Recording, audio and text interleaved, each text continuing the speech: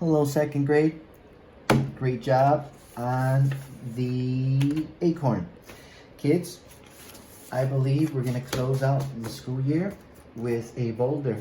And by I believe, I mean to say that this will be our last drawing, okay, guys?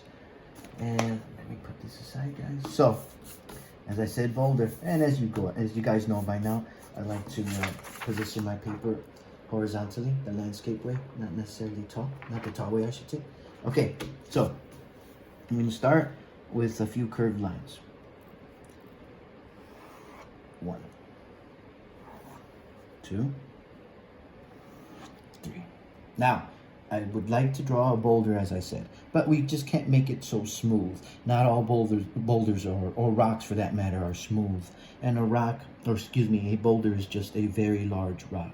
Some would say monolithic, so it's really huge. So what we're gonna do is we're gonna start by making a couple of curvy, almost wavy lines, I suppose. Curvy, almost wavy lines, right? Now, let's start to do a couple more curved lines within, okay? And I suppose they're a little on the jagged side, because that's a curve, another curve, and maybe a little jagged, curve, another curve, curve, little jagged, curved, little jagged, curved, angled, right, guys? Curved, curved, a little jagged.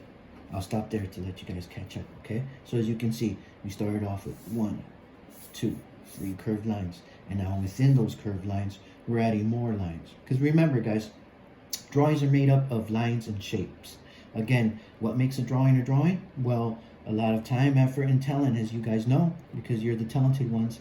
And of course, an understanding that drawings are made up of lines and shapes. So let's continue, guys.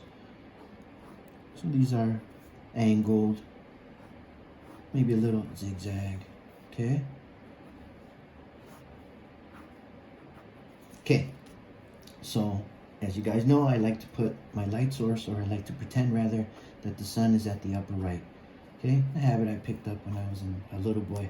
So there's my light source, there's my sun. So what does that mean, Mr. Rose? Why do you have the sun there? Well, now I'm going to start to darken some of the areas. Because if you look carefully, guys, we basically have shapes within shapes. We have these smaller shapes within this almost, what's the word I'm looking for? Semicircle, almost half of a circle shape. So almost, or I should say ovaloid, almost half of an egg. So as you can see, we have shapes within a shape. Now I'm going to start to darken some of the shapes. Well, how do I do that? Kids, remember, we're just using a series of parallel lines.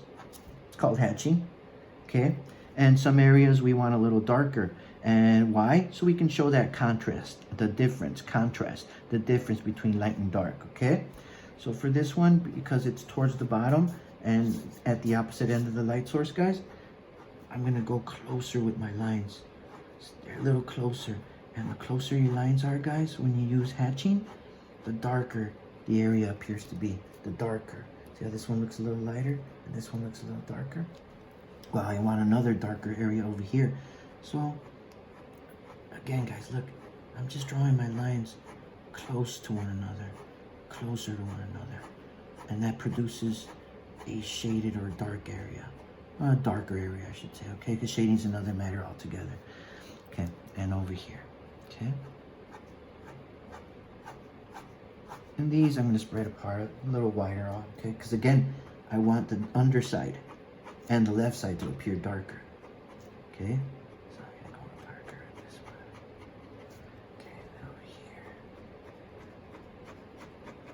Okay. Okay. And see how I'm switching up the angle, guys? See how these are in a lower left or upper right, I suppose, upper left, I'm so sorry, upper left direction to the lower right. And see how these are opposite? Okay. Or what's the word I'm looking for? Perpendicular to one another. They're at opposite angles, guys, okay?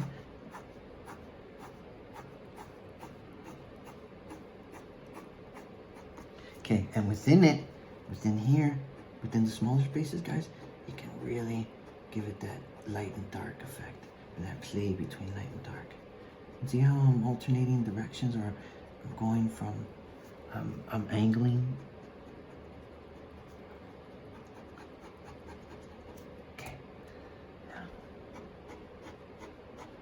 And I know this one's gonna call for a lot of line work, a lot of hatching, just like with the prickly pear, that called for a lot of lines, curved and diagonal.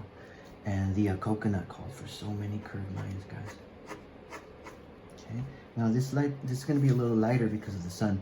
So these are going to be a little spread out. These lines are going to be a little spread out compared to those. Okay, guys?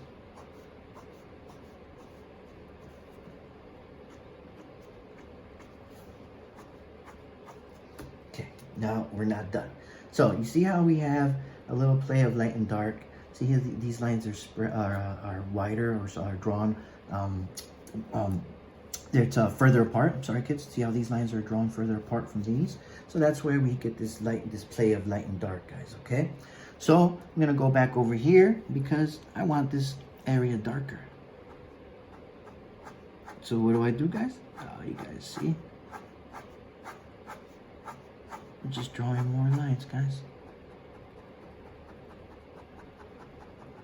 That's all I'm doing, guys.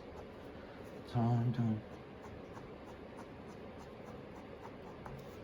Okay. Now, we're almost done. I want some more angled lines, or maybe even something like zigzag. So up and down, up and down, up and down, up and down, up and down, up and down.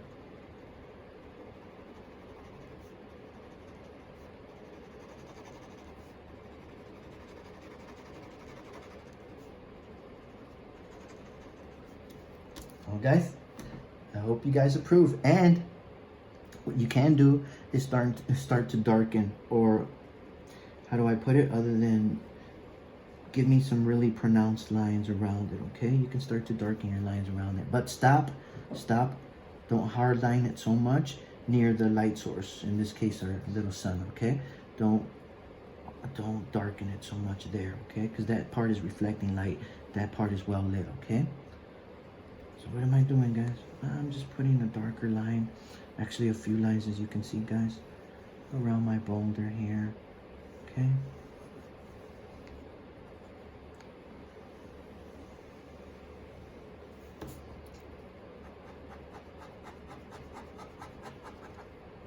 Now, guys, I hope you approve.